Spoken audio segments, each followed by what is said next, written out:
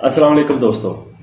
आज मैं आपको फेस वॉश का बताने जा रहा हूँ। कुछ दोस्त पूछते थे कि हमें कोई फेस वॉश बताएं जिसके साथ अपने फेस को हम वाइट कर सकें। ये जो मैं फेस वॉश बताने जा रहा हूँ इसका आपको बहुत अच्छा रिजल्ट मिलेगा, 100% रिजल्ट मिलेगा।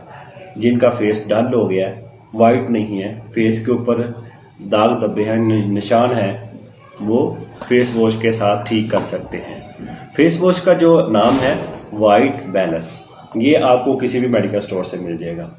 किसी भी मेडिकल स्टोर पे जाएं, उसे बोलें वाइट बैलेंस फेस वॉश दे दें। इसका तरीकाकार क्या है यूज़ करने का, बहुत आसान सा है। दिन में 2 से 3 मरतबा अपने फेस को वाइट बैलेंस के साथ अपने फेस को वॉश करना है।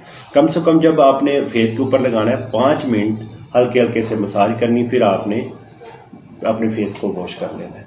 दिन में 2 से 3 मरतबा इसके साथ वॉश करें, आपके जो फेस के ऊपर रीजन है इसके साथ ठीक हो जाएगी।